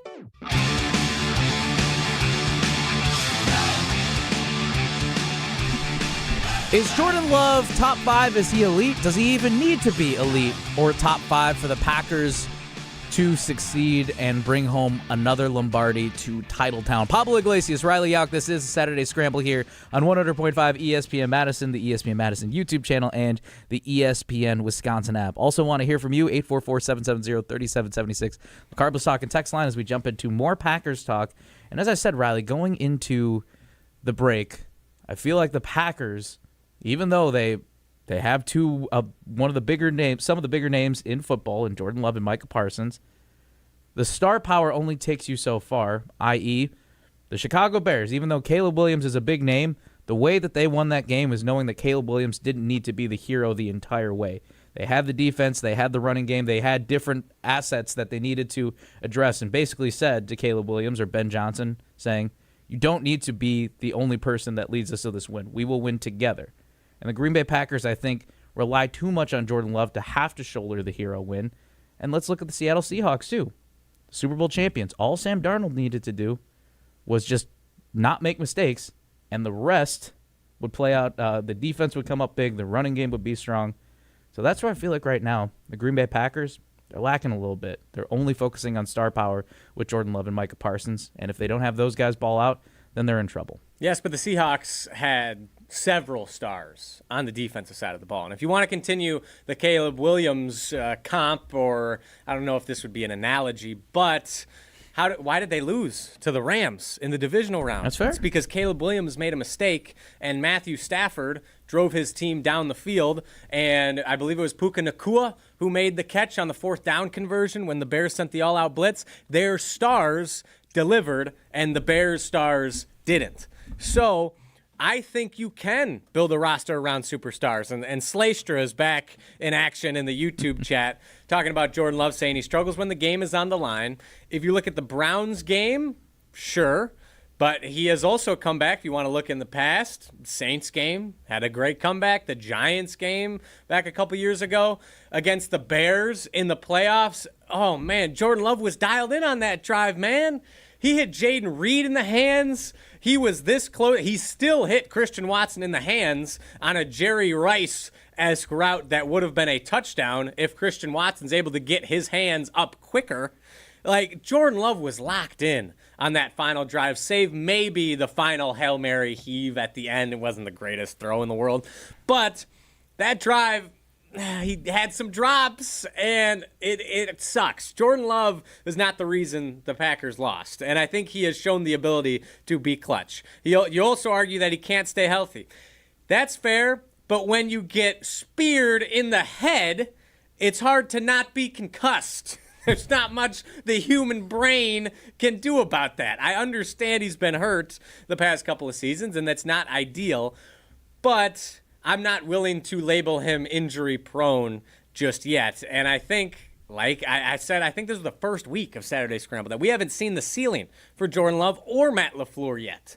I think his ceiling is being able to carry the Packers to winning a Super Bowl. And when you have Micah Parsons healthy on the defensive side of the ball, all the more power to the Packers. When the superstars are healthy for the Green Bay Packers, that type of roster construction works because Micah Parsons masks the holes of the defense and Jordan Love can mask the holes of the offense, which right now I think is mostly on the offensive line. Josh Jacobs also, he was playing hurt. He didn't have a great year. That didn't seem to stop the Packers' offense all that much. So I think that type of roster construction does work.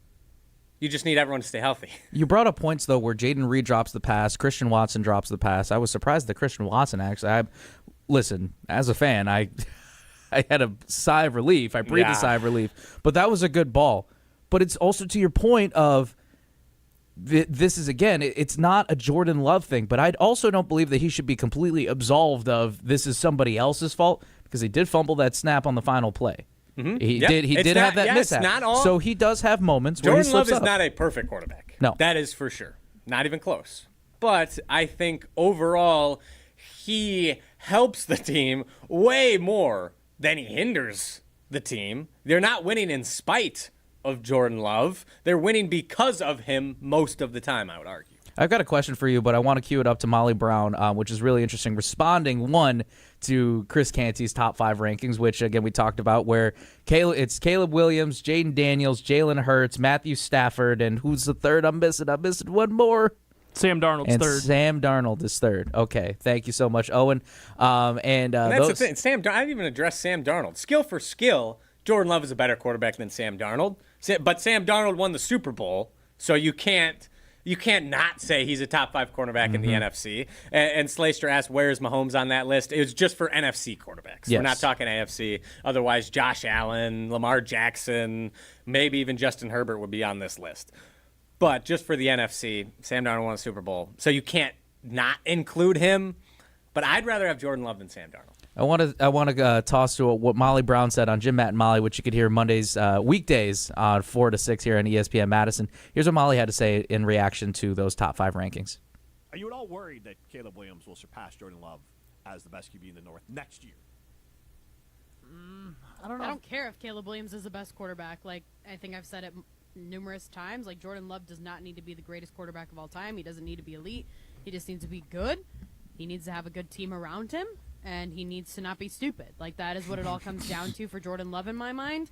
I don't need to have an elite quarterback. I mean, you look at how many years we had an elite quarterback in Green Bay, and what did it get us, right? Like, yeah, we have 2 Super Bowls with 2 Hall of Fame quarterbacks, and we've been to a lot of NFC Championship games, but guess what? They still didn't get it done. So, I do think Caleb Williams is going to be a better quarterback in the future. However, that is not the most concerning part. The most concerning part to me is the team that Brian Gutekunst is going to build around Jordan Love, and also what Matt LaFleur is going to do in terms of planning and play calling. Yeah, I think Molly makes great points there. And I don't think Caleb Williams will end up being better than Jordan Love. He has a very high ceiling. He could theoretically get there. I don't think he will, and I'm not worried about that. But Molly's concern, I think, is the correct one, that Jordan Love, as long as he doesn't make stupid mistakes, I still think he can be elite, but he doesn't need to be elite. I believe the Packers, there was this stat floated around that I believe it's the Chiefs, the Patriots, and the Seahawks have made and the Packers, Chiefs, Patriots, Seahawks, Packers, since 2011 have the most wins in the NFL. And you look at the other teams, how many Super Bowl berths? The Chiefs have 4, the Patriots have 6, the Seahawks have 3, and the Packers have 0 Super Bowl berths since they last won a Super Bowl in, February of 2011? So that is an issue. And the Packers had arguably the most talented quarterback to ever play the game of football, a first ballot Hall of Famer at quarterback. So you can have the greatest quarterback of all time and not make the Super Bowl. So that comes down to Goody. You got to build around him, and I think the way he has built this roster, there's a lot of work to do this offseason, but bringing in Micah Parsons last year was a championship-level move.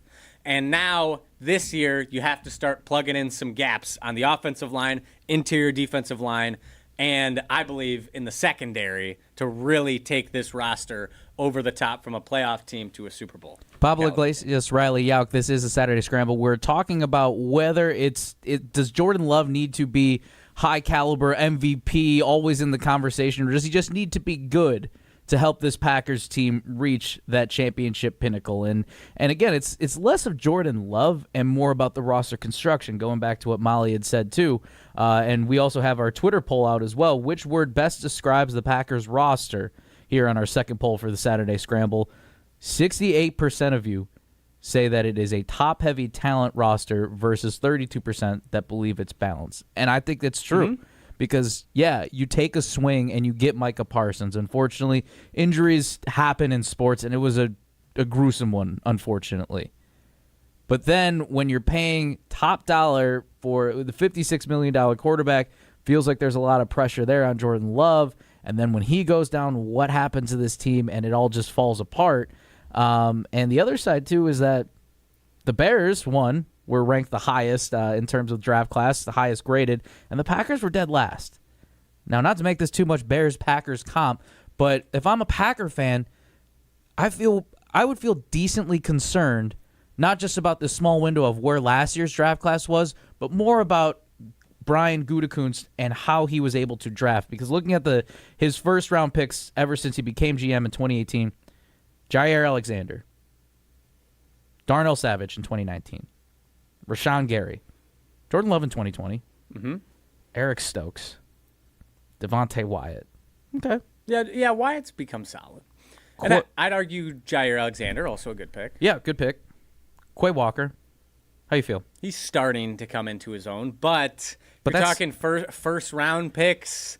That's the thing. Like, again, going back to, I believe, the first episode of Saturday Scramble, maybe the second. Like, this is on Goody. You have to build a better roster. And again, I think the way the Packers are constructed can work. And I think they are they're a very, very good football team right now with Jordan Love and Micah Parsons as your anchors.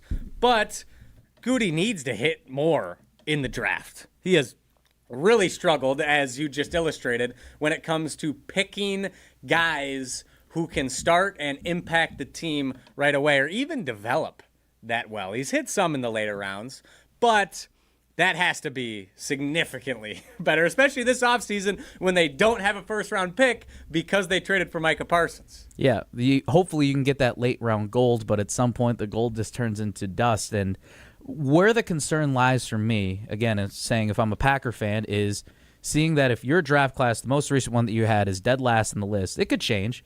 It could definitely change. Again, you might be able to strike gold in the late rounds.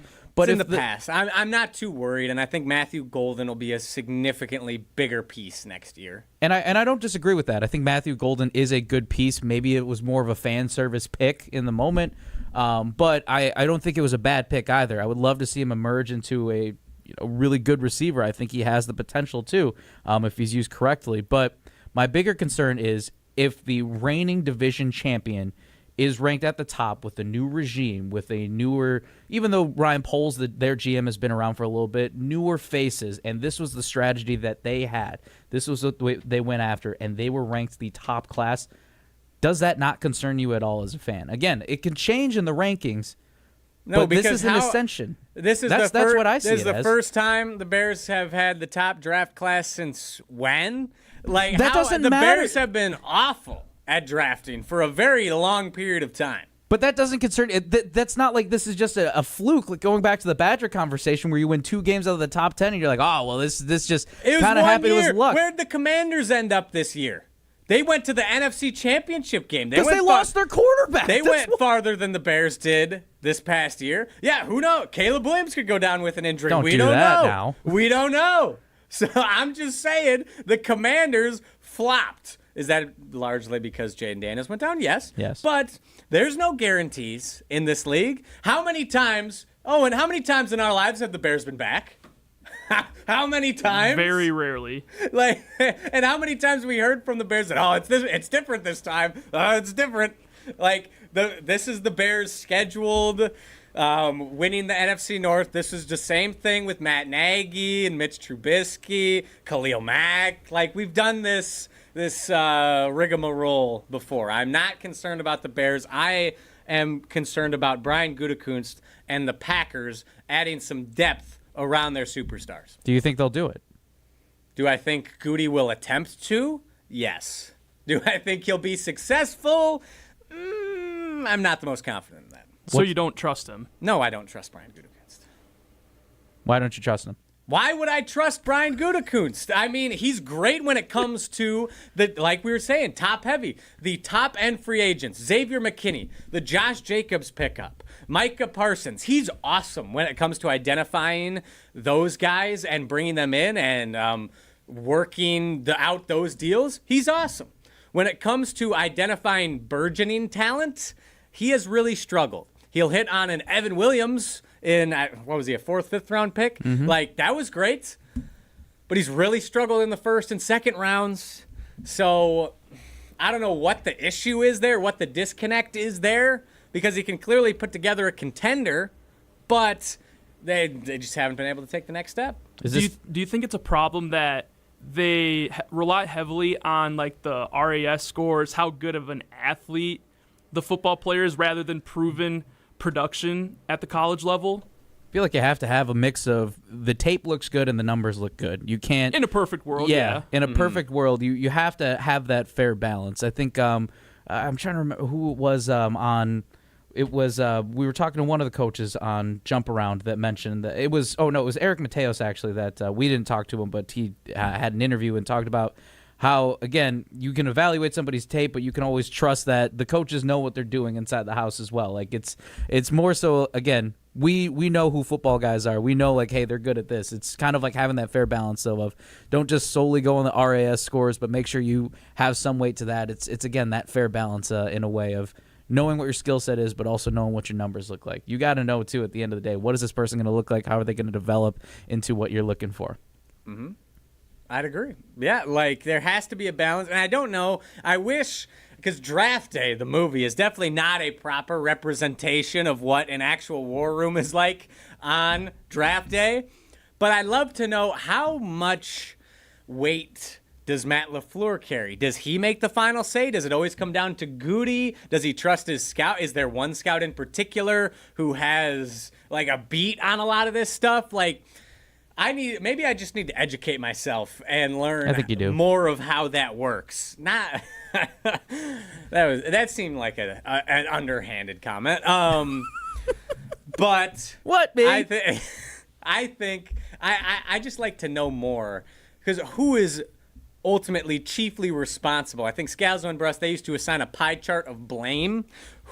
What percentage of the pie are these poor draft classes on Brian Gutekunst? How much is on Matt LaFleur? How much is on assistant coaches who are piping up? How much is on scouts? Like, what's the deal here? Because we all recognize that drafting has not been the Packers' strong suit and that it needs to change.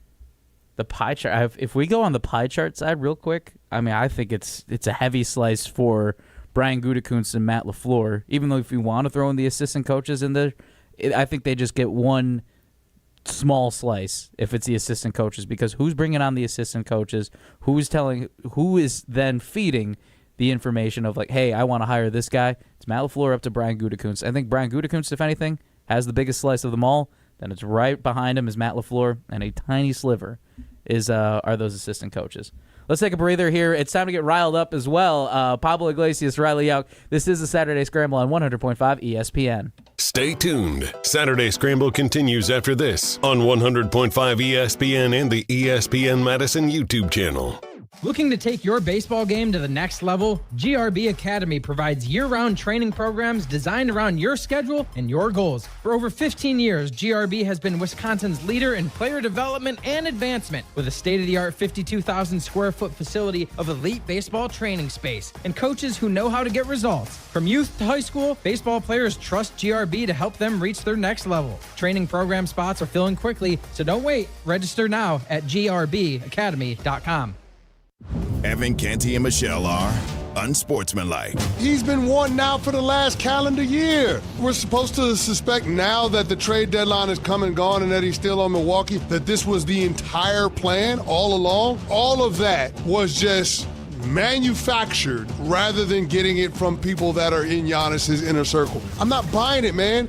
Unsportsmanlike. Weekday mornings from 5 to 9 on 100.5 ESPN and the ESPN Wisconsin app. The Bucky Badger Student Mascot Fund was created to support the amazing student athletes who bring the best mascot in the world to life. Hey, my name is Stacy Bruner. I was Bucky Badger from 2010 to 2014. My most memorable sports moment was running out the flag at the 2013 Rose Bowl versus Stanford. Your donation will help fund new scholarships to ensure that the rich tradition of Bucky lives on. Learn more at supportbucky.org. That's supportbucky.org. From the opening kickoff to the fifth quarter, through the cold, the rain, and the grind of Saturdays in Camp Randall, Badgers don't quit. It's the roar on third down, the jump around that shakes the stadium, the traditions you bring to life every game day. Badgers are in it together, and the 2026 season starts with you. Wisconsin football season tickets are on sale now. Lock in your seats for every home game at uwbadgers.com or call 1-800-GO-BADGERS. Be a part of what it means to be a Badger. At J&K Security Solutions, protecting your home or business is more than just the priority. It's what we do. I'm President Jeffrey Beckman. Since 1987, J&K Security Solutions has been committed to providing Madison and southern Wisconsin with dependable security solutions. Whether it's security, fire, or the latest automation solutions, go to jksecurity.com to see how J&K can help keep your home or business secure. Get protected now at jksecurity.com. In the next 30 seconds, I'm going to tell you how to save money and save the planet. It's simple. Ditch your energy bill and make the switch over to Everlight Solar. While electricity prices keep rising, Everlight Solar will give you the chance to take ownership of your power while also reducing your carbon footprint. As a local company based out of Madison, they'll be there with you every step of the way as you make the switch to solar. To learn more about how you can save money and save the planet, go to everlightsolar.com. Since 1956, Holman Lindsay Paints has been making paint in Wisconsin for Wisconsin. Because of their commitment to making great paint for Wisconsinites, Holman Lindsay has grown over the years to 26 locations in this great state. Headquarters in Sun Prairie with a state-of-the-art facility, Holman Lindsay has the paint you need to make your job better. From do-it-yourself to professional, Holman Lindsay has paint for everyone. Visit one of their local locations today in Madison, Sun Prairie, Middleton, and Janesville. Here's to a Wisconsin winter you will always remember. To playing outdoors in a winter wonderland. Here's to cozying up around the fire and holding someone close. And to staying downtown, where the food scene makes your heart sing. And to celebrating moments frozen in time. Here's to those who Wisconsin. Plan your winter getaway at travelwisconsin.com. Sponsored by Travel Wisconsin. You're listening to Saturday Scramble on 100.5 ESPN and the ESPN Madison YouTube channel.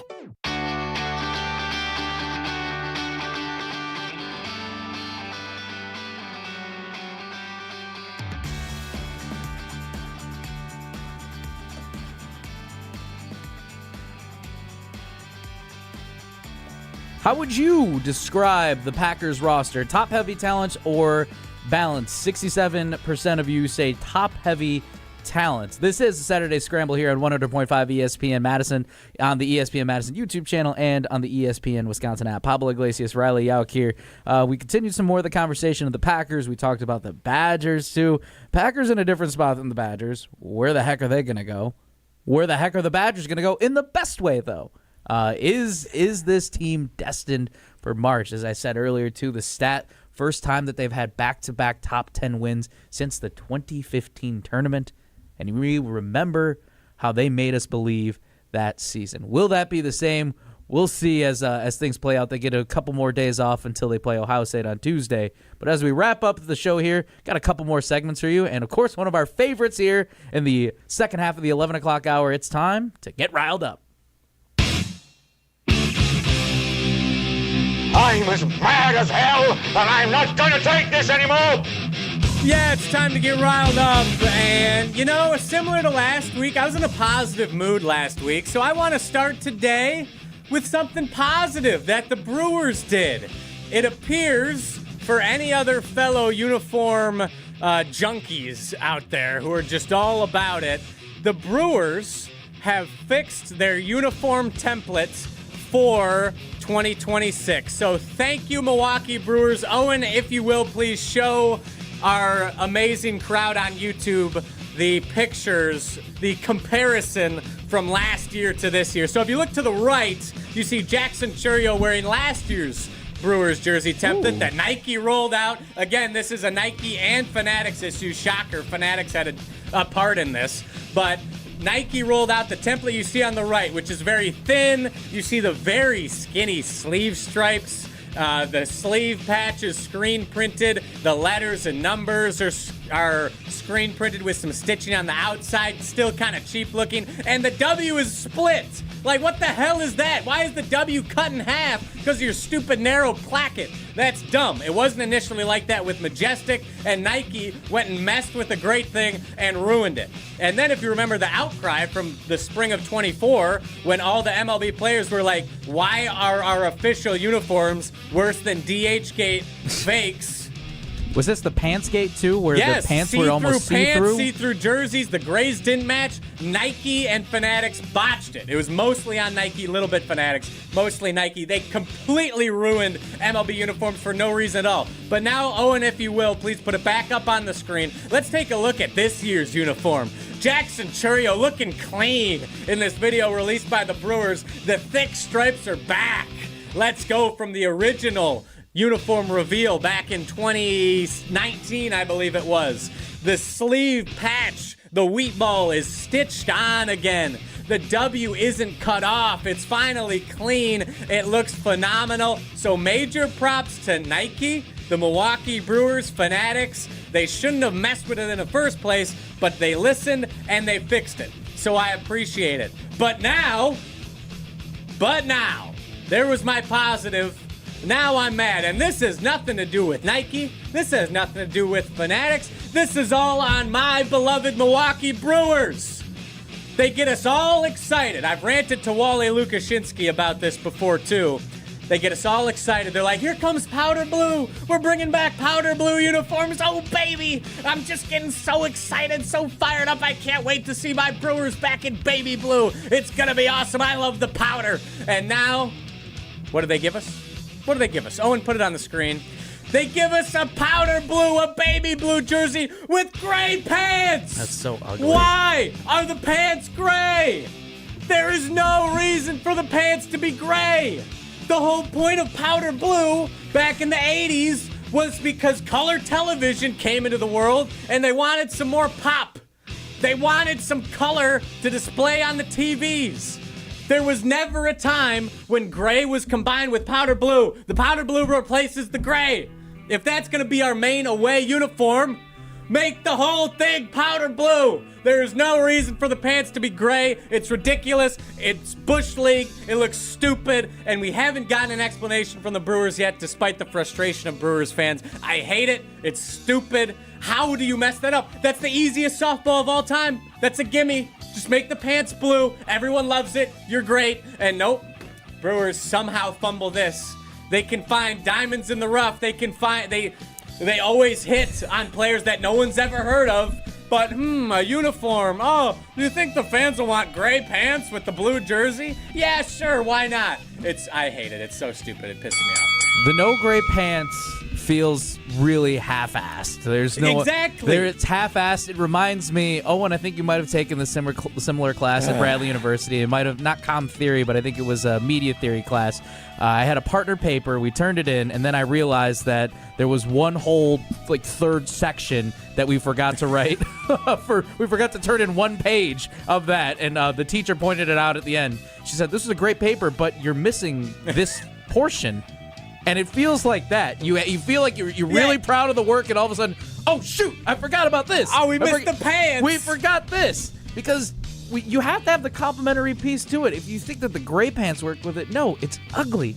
Doesn't look good. You got to make sure that you finish it. I talked to Greg Scalzo about building a good show, and he said it's all about, a good show, everything. It needs to be like a perfect meal. You need to have the right main dish, and you need to have the right size. Appetizer, right all desserts. Of those things, man. That's just like the essence of not even just a good show, just something good in general. You got to make sure that the whole platter, if you want to show the world that this is your creation, you got to make sure that this is a beautiful 3-course meal and that it is from top to bottom, top tier. It's got to be complete, and this just feels incomplete, just like your paper was. Yes. Yeah. Owen, put it on the screen one more time, please. I did pass the class, though, thankfully. So, honestly, they're wearing the spring training hats that are powder blue with the navy brim. Honestly, I don't think the gray pants don't look as bad when you have the powder blue hat to go with it. They aren't going to wear those in the season. The hat's going to be navy and yellow. It's going to look even stupider. You have to commit. Come the regular season. So I just, I'm baffled. How do you let that happen? How does this come about? I'm thinking, too, with, again, how, for instance, the Chicago White Sox, when they had the Southside jerseys, the first one, I think it was Those the striped are sick. pants. I love the Southside City Connects. I want to say the striped pants for the first edition that they had, it was striped pants, too. And then this one where they mimicked the Bulls, it was the jersey was the red stripes, but then they had black pants, but it was the red belt that added the contrast, and then it was a difference. So you had the striped layer at the top, and then you had the black pants at the bottom. This just feels like we had to get something out before a deadline, and we were just about to miss the deadline before the window closed. So hey, we got to get it out. We got to get it out now. Yeah, I just don't understand. I don't get it. But it's frustrating. I hope they fix it moving forward. Hopefully, at the bare minimum next year, we get the blue pants. But regardless, that's all I have to say on that. One more thing. This is riled up for another time. But you see, wearing an old Wisconsin Badgers baseball hat. Wisconsin needs to bring back baseball. They never will, and it pisses me off. But that's for another time. You got some support on the private talking text line from me, from my mother, who supports you and says that she you. loves how much that you're passionate about the blue pants there. Thank you, Mrs. Iglesias. I really appreciate that. Pablo Iglesias, Riley Jauch. We got one more segment to wrap up our check-in with Czechia and some more nonsense here before we send you off for the rest of your Valentine's Day plans here on the Saturday Scramble. Pablo Iglesias, Riley Jauch. This is the Saturday Scramble on 100.5 ESPN. Stay tuned. Saturday Scramble continues after this on 100.5 ESPN and the ESPN Madison YouTube channel. When you or a loved one are faced with an unexpected injury or illness, Stoughton Health's urgent care is there for you. Stoughton Health has 4 convenient urgent care locations for the care you need without the wait. We have urgent care locations in Stoughton, Oregon, McFarland, and Cottage Grove with extended hours to fit your schedule. Stoughton Health accepts over 160 insurances, including Dean Health Plan, Quartz, Humana, and more. Please visit stoughtonhealth.com for more information. Stoughton Health, creating excellence together. Many wins. Many wins. Waiting at Potawatomi Casino Hotel Milwaukee. This February, you could break the bank and get down with a share of $300,000 in prizes. Bust out your rewards card and play to earn entries. It all goes down with Thursday drawings. Break the bank. Only at Potawatomi. More info online. Must be 21 and a rewards member to play. All day, every day, the Carbless Talk and Text line is open for you. 844-770-3776. The Carbless Talk and Text line. This is more. Ben Brust here, and let's cut the crap. I've been sold a lie with sportswear, too. You pay a fortune for big-name gear, a fancy logo, a slogan, and it still stinks. Iron Jauch doesn't play that game. Silver ion technology is woven into every thread, killing 99.9% of odor-causing bacteria. And now, through February 22nd, our listeners can get 35% off all Iron Jauch orders over $50 with the code ESPN35. Shop now at ironjock.com. That's ironjoc.com. It is the 25th anniversary of Bowlin' for Colons on Sunday, March 1st. Help us strike out colon cancer at UW Carbone Cancer Center. Come roll with us and form a team of 4 to 5. Choose from 9 bowling centers in the Madison area. Enjoy 3 games of bowling, shoe rental, and a cool anniversary t-shirt. Spare us your excuses. Hurry up. Lanes are filling quickly. Google Bowlin' for Colons 2026 to register your team now. Let's strike out cancer with Bowlin' for Colon 2026. You're listening to Saturday Scramble on 100.5 ESPN and the ESPN Madison YouTube channel. Pablo Iglesias, Riley Jauch, wrapping up the Saturday Scramble here, and we have one thing to do here. We forgot, with all the Badger talk, with all the Packer talk, we got to talk about what's going on over in Italy. And Owen Dimfel has our check-in with Czechia, the official country of the Saturday Scramble and the Olympic Games. So as you guys can see, we have on the screen of your YouTube the Saturday Scramble check-in, the Czechia medal count. This is so good. Let's go. We got 4 medals. Yes. We did it. We're doing it, baby. Courtesy of our friends. Oh, sorry, going away from the mic. Courtesy of our friends from ChatGPT on the graphics. So yeah, thank you, Chat. Yeah, 4 total medals. Graphic. 4 total medals for Czechia. They're dominating in the areas of snowboard and speed skating. Don't ask about the other events. What if we do? Well, you're going to get a lot of 20th, 30th place finishes. All right, but we got 2 golds, 1 in snowboarding, 1 in speed skating, and then we got 1 silver in snowboarding and speed skating. Is it like, are these the snowboarding ones? Is this like the half pipe, or is it like the snowboard races? Do we know? I think it's the half pipe. Okay, I'm not exactly well informed, but there's a gold medal in the women's parallel giant slalom. I don't know if I'm saying that right. Slalom. That's the big one with the hill, right? I believe so.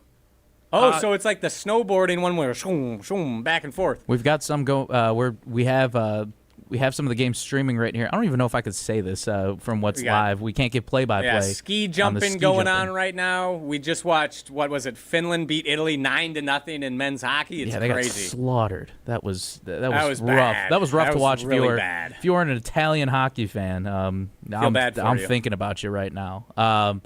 All right, that's our check-in. All right. Thank you, Owen. Let's go. We got 4 medals. Four medals in a week. Not bad. Not bad. Not about how you start, it's how you finish. We still got another week to go. I think we got this, boys. We got this. I'm excited to see what next Saturday's check-in will look like. But yeah, let's win. Let's win some more. You got your miracle speech ready to go?